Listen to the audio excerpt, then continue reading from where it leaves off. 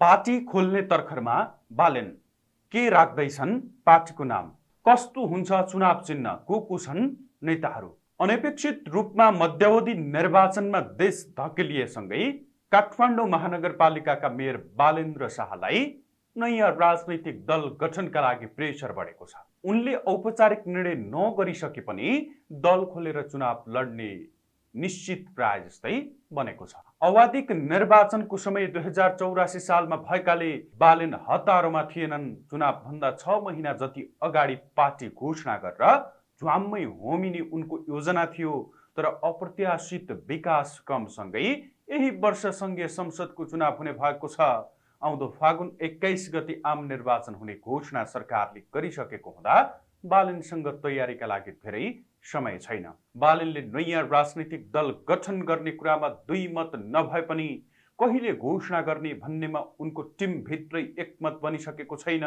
दल खोलेर चुनाव लड्ने विषयमा सबै सहमत छन्, तर अहिले घोषणा गरिहाल्ने कि केही समय पर्खिने भन्ने दुईवटा कोणबाट बहस भइरहेको छ। बालेन निकट एक नेताले भनेका छन् बालेनलाई दल घोषणा गरिहाल्न चौतर्फी दबाव बढिरहेको छ, तर उनको कोर टिमका केही व्यक्तिहरू अहिले ठिक माहौल नरहेको बताइरहेका छन्। बालेनका अन्य सहयोगी कुमार बेन अझै केही समय धैर्य गर्नुपर्ने पक्षमा देखिएका छन्। त्यसो त जेनजी आन्दोलनपछि बालेन धेरै हिसाबले अनुकूलतामा पुगेका छन्। यसअघि उनको ओली नेतृत्वको केन्द्रीय सरकारसँग पटक्कै लय मिल्न सकिरहेको थिएन। केन्द्रका सुरक्षा निकायहरूको सहयोग नपाउँदा उनले हात हालेका विभिन्न कामहरूबाट पछि हट्नु परेको थियो।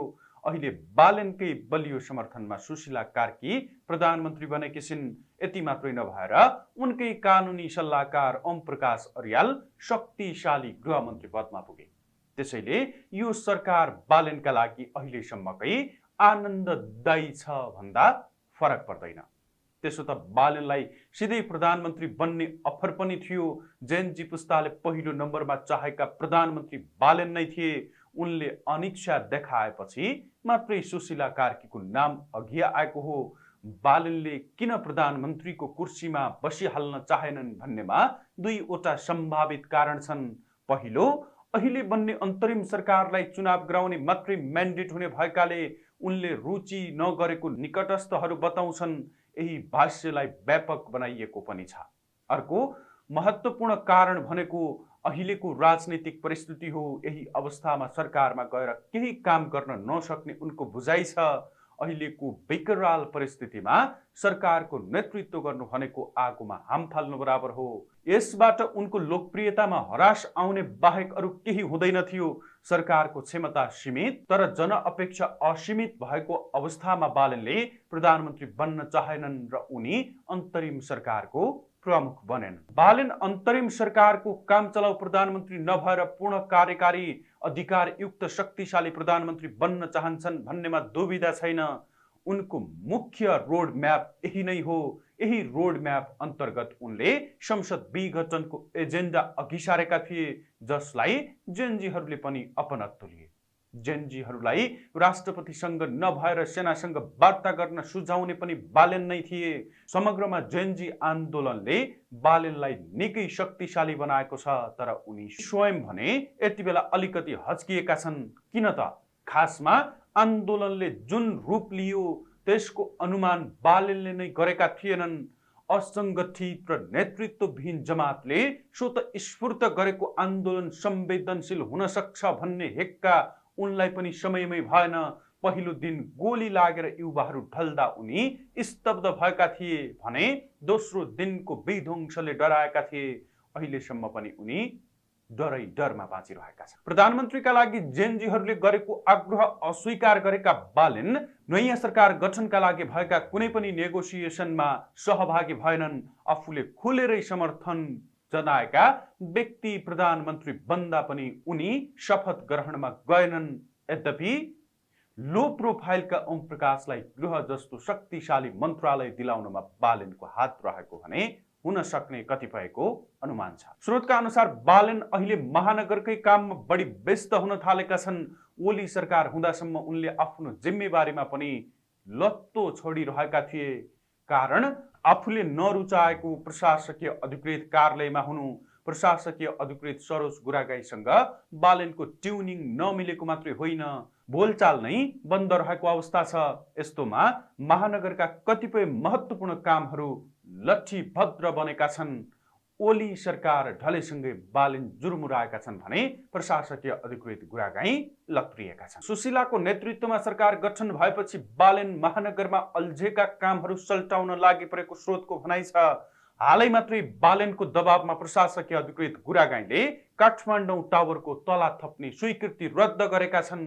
यही विषयले बालेन र गुरागाई बीच अन्तर्द्वन्द चलिरहेको थियो। बालेनले गुरागाईलाई लामो समय निलम्बनमा राखे पनि हटाउन सफल भएनन्। नयाँ सरकारले गुरागाईलाई सरुवा गरेर बालेनले चाहेको अधिकृत ल्याइदिने सम्भावना पनि प्रबल बनेको छ।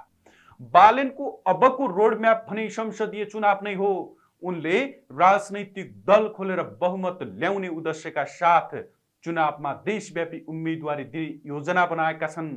चुनावमा बहुमत आउने पक्का नभएकाले पनि उनी प्रत्यक्ष निर्वाचित प्रधानमन्त्रीको पक्षमा छन्। त्यसका लागि संविधान संशोधन गर्नुपर्ने हुन्छ। जेनजीका युवाहरू पनि प्रत्यक्ष निर्वाचित कार्यकारीको ओकालत गरिरहेका छन्। तर आन्दोलनमा यो एजेन्डा थिएन। आन्दोलनले विद्रोहको रूप लिए तापनि कुनै लिखित सम्झौता भएको छैन। सरकार परिवर्तन हुनु बाहेक कुनै उपलब्धि संस्थागत भएका छैनन्। प्रत्यक्ष निर्वाचित कार्यकारीको व्यवस्था संविधानमा घुसाउन अब बालेनका लागि पनि सहज छैन। बालेनले पार्टी खोल्दा त्यसमा को जोडिन्छन् भन्ने जिज्ञासा पनि छ। हर्क साम्पाङलाई उनले समेट्ने सम्भावना नगर्ने छ। साम्पाङप्रति एकतर्फी प्रेम देखाउँदै स्ट्याटस लेखे तापनि उनको स्वभाव र कार्यशैलीप्रति बालेन सचेत छन्। अर्को चर्चा गरिएकी पात्र सुमना श्रेष्ठ हुन्, जसले हालै मात्रै राष्ट्रिय स्वतन्त्र पार्टी रासपा परित्याग गरिन्। सुमना रासपा छाडेर बालेनतिर लाग्न सक्ने चर्चा पार्टीभित्र र बाहिर धेरै अगाडिबाट हुँदै आएको छ। तर आजका दिनसम्म उनी बालेनसँग जोडिसकेकी छैनन्। बालेनले पार्टी खोलेमा रासपाभित्र ठुलै पहिरो जाने र पार्टी नै धराशयी बन्न सक्ने विश्लेषणहरू पनि बजारमा सुनिन थालेका छन्। बालेन र रवि लामी छानेको भोट बैंक एउटै हो। बालेनले पार्टी खोल्दा सबैभन्दा ठुलो धक्का रासपालाई लाग्ने पक्का छ। रासपाका धेरै नेताहरू बालेनसँग सहकार्यको पक्षमा छन्। बालेन भने अहिलेसम्म रासपा र रविप्रति त्यति सकारात्मक देखिएका छैनन्। यद्यपि चुनावसम्ममा माहौल फेरिन पनि सक्छ। बालेन र रवि मिलेको खण्डमा चुनावमा ठुला दलहरूलाई ठुलै वज्रपात पनि पर्ने स्थिति देखिन्छ।